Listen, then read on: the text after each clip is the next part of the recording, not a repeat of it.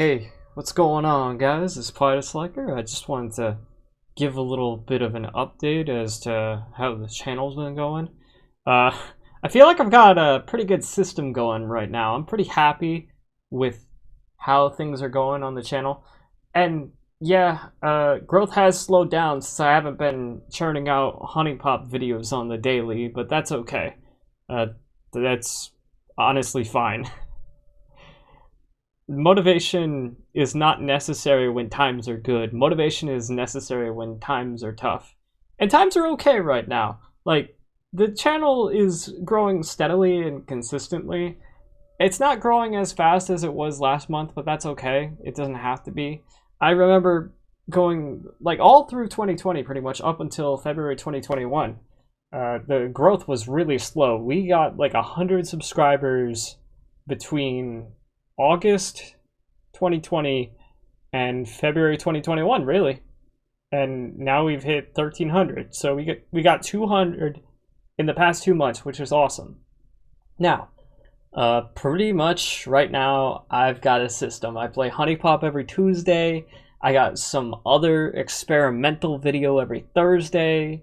And I've been playing Subverse every Saturday. That might change. I haven't been as into that game lately. I might play another game on Saturday, but Thursdays are essentially reserved for non-gaming content, and Saturdays are some other non-HuniePop game, and that's pretty much the formula that I've got right now. And I think it's an okay formula. I'm sure I'll be tweaking it within time, but at least I've got a system that's consistent, and I'm able to churn out videos on the regular. I spent a lot of time on that Can You Guess the Top 10 Rule 34 Characters video. I need to come up with some sort of easier name to call it on the fly, because while it's I think it's a nice title, it definitely is not easy to say quickly. So I'm just gonna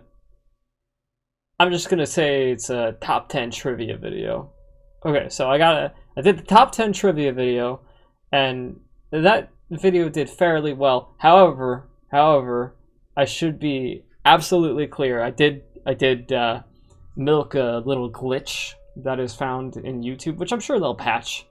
This isn't something that is going to last forever. But as you can see, that video's got 65 likes and only 230 views. That is not normal. That is not supposed to happen.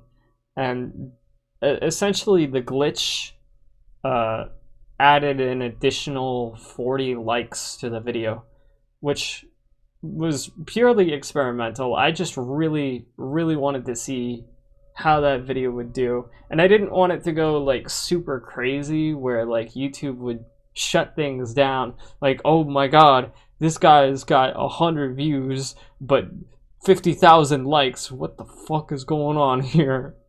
Although if I did game this system to the point where it had like 50,000 likes, I'm sure I would have a lot more views than that. Basically, YouTube seems to have given that video quite a bit more impressions than normal, although the click-through rate is very low on that video. So a lot more people saw it, but not a lot of people necessarily clicked on it. And most of the views came from YouTube search, so it was showing up in YouTube search, at least for like the first 2 days, I think. But now it's kind of fallen off a little bit. So I don't expect the view count to continue very much, unless by some miraculous reason YouTube decides to start promoting it again. But yeah, like, I'm pretty happy with the results of this video, especially with the amount of hours and time that I put into it. And it was a very fun video to make. I'm very proud of the results of this video. I think having some sort of original, quote-unquote original, I did borrow a lot of Fine Brothers elements of this idea, but still, I haven't seen anyone make a video quite like this one before, and to see it get over 100 views in the first day is nice. That is pretty much my benchmark at this point. Can a video get over 100 views in 24 hours. And if that's the case, generally it's going to be pretty successful. And if it doesn't, generally it's not. There are some exceptions. My Subverse videos, for example, are kind of interesting, where the Subverse videos will show up in YouTube search a little bit more. If a video shows up in search a little bit more, it doesn't necessarily have to get a lot of views when you first launch it. There are some evergreen videos that you can make that within the first, I'd say 24 hours, your video can do absolute garbage. But a couple months later, people might start finding it and YouTube can start recommending it for all sorts of reasons. The workout tier list video that I did, it got 8 views in the first 24 hours. But guess what? It now has over 600 views, which is pretty incredible. And yeah, my subscriber base did not care for the video. However, evergreen content isn't necessarily designed to appeal to your sub audience. It's more so designed to get search results and to be viewed over a longer period of time. And I would like to try and put more evergreen content out on Thursdays. Again, you saw my Space Jam reaction video. That absolutely flopped. They got like 50 views. It still has like 50 views, so that video did not do well. But there is an outside chance that, you know, when people are looking up Space Jam 2 reactions, they might find it, and it could go places. So I'm not necessarily worried about the overall performance in the first day. However, this is a very good sign. Again, I did kind of game the system a little bit by exploiting the glitch, which I'm sure YouTube will patch shortly. And I'm very interested to see, because I do have another one of those these top 10 trivia challenges in mind that I want to accomplish, and I would like to launch another one of these, a sequel to this video, and see how this does without any sort of artificial boost, and just see like, okay, so a decent chunk of people watched the first video, how many people are going to watch the second? And yeah. I mean, it still got like pretty good engagement overall. I hate, like, I cringe a little bit looking back at the video and just seeing like all the artificial shit that I'm promoting in there when I say like the video and subscribe and comment down below, like, comment, subscribe. Like, yeah, it's an ongoing joke that YouTubers have always been doing that, but I mean, it's become prevalent that putting that in your video helps your video out. Now, you don't want to do it too frequently. You don't want to do it too early in the video. I hate seeing it like in the first 30 seconds of a video. Like, bitch, I haven't even watched the video before. Why should I subscribe to you?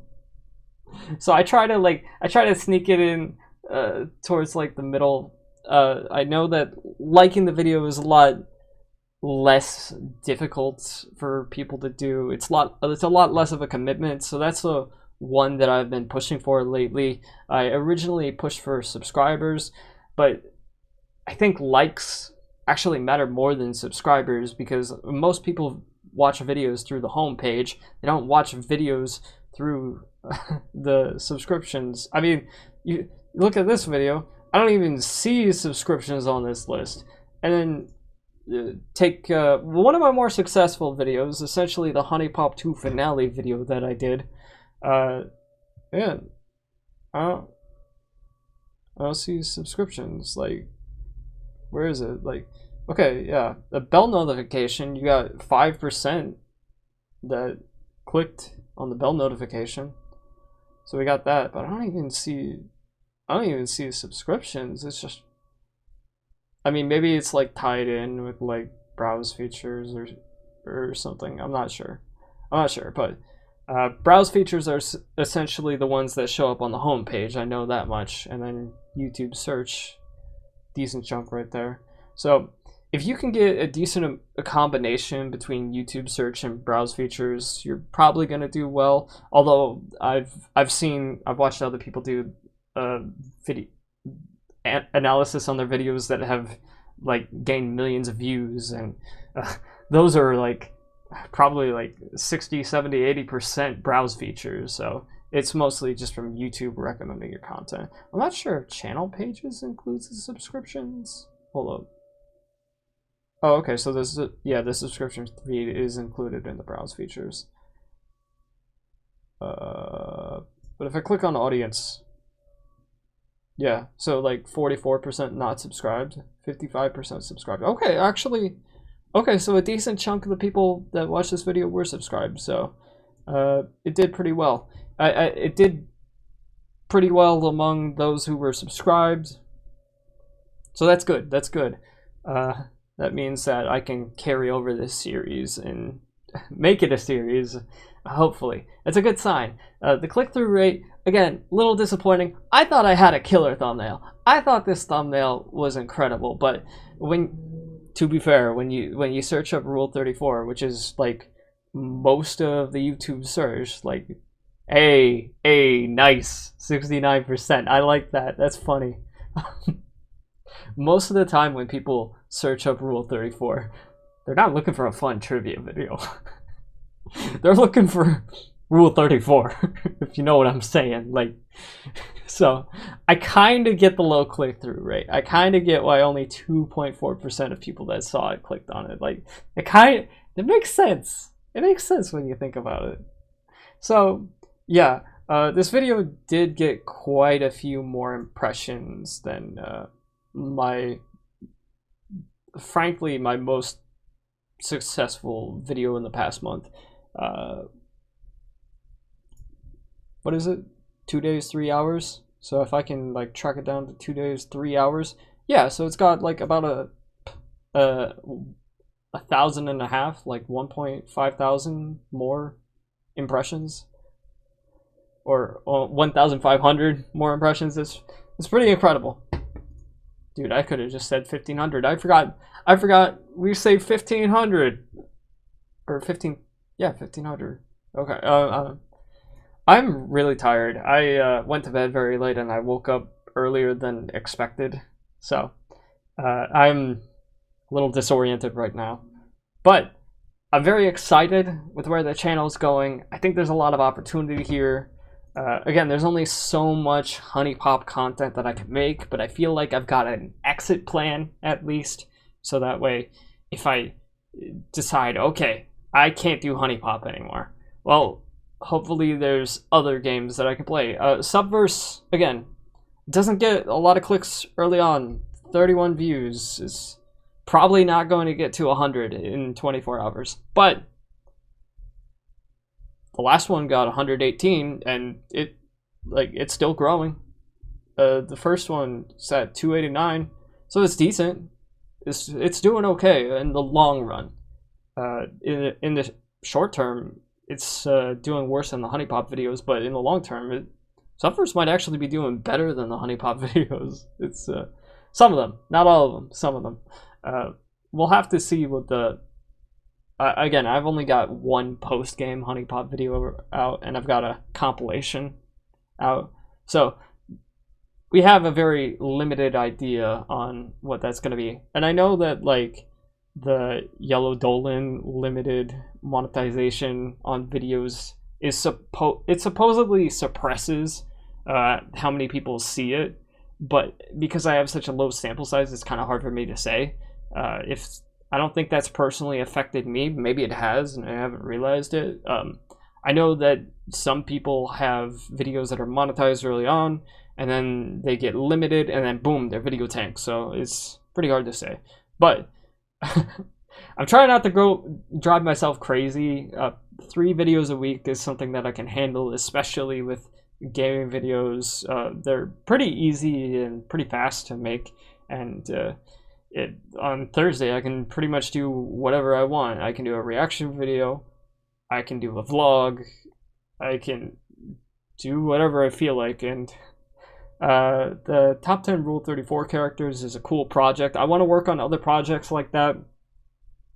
There are other long-term project ideas that I've got circulating through the brain that I could potentially bring out, and I'm pondering with. I'm not sure if I really want to commit to it yet, but if one of those big projects blows up, a lot of people are going to be really impressed with the video, and they're going to be more inclined to watch others. And that's kind of what I'm hoping with the Rule 34 trivia videos. It's an idea. I like it. I want to play around with it, and maybe we can, maybe we can get more search results in different areas of the YouTube sphere, and we can kind of tie it together because it's a series. It's an idea that I've played with, and I feel like I'm potentially sitting on a YouTube goldmine here, and I'm definitely encouraged with the results that I've seen so far. So yeah, that's pretty much it. If you're interested in testing out the YouTube like glitch, there's a very, very good channel called The Spiffing Brit, and he has like over 1 million subscribers. So he released that video to the public, so I'm far from the only person that's tested out that glitch, and I'm sure there's going to be other broken things on YouTube that he's tried before. I think I was like browsing a subreddit once, and I saw something about premieres having some sort of effect, so I might play around with like whatever he's got just once. I need the data in my brain. I gotta know how it works. I gotta do it for science. So that's pretty much it. I hope you enjoyed this video. Again, I'm trying to satiate the algorithm by being consistent, but I'm also trying to satiate myself by diversifying and experimenting and just having an escape plan in case things go wrong. Because I don't want the channel to die by just doing one thing over and over and over, and then all of a sudden people aren't into it anymore. It's like I remember Nuxtaku made this comparison. If you get big by playing Fortnite, and you just play Fortnite, and you only play Fortnite, well, guess what happens when Fortnite dies? Let's say that you try to make a Valorant video. Maybe you have 1 million subs with Fortnite, but only 50,000 people watch that Valorant video. Well, YouTube's not going to recommend that Valorant video. It's tough. When people come for one thing, you need to learn kind of how to gain an audience that is interested in variety content and diversified content, and it's extremely difficult. And it's a huge challenge, and variety content does not do well on YouTube. But in order to last in the long run, I think it's necessary to have a little bit of diversity on your channel. And this is just kind of what I learned. I think doing one thing for a very long time, unless it's like evergreen content that you're like super into. So there are some exceptions, but if you're like just doing trending, if you're just capitalizing on something that's trending, you're gonna need an escape plan. If you're just playing Fortnite videos when nobody's playing Fortnite anymore, that's gonna be a problem. If you're doing something else, like if you have a cooking channel, or if you're doing travel videos. I guess travel videos isn't a good comparison because we got quarantine and not a lot of people are traveling right now. It's not safe. Stay safe. Social distance. Get your vaccines. If or some people do political channels. Some people do what was it? It's fitness channels. That's a big thing. So if you're able to like capitalize on a genre, great.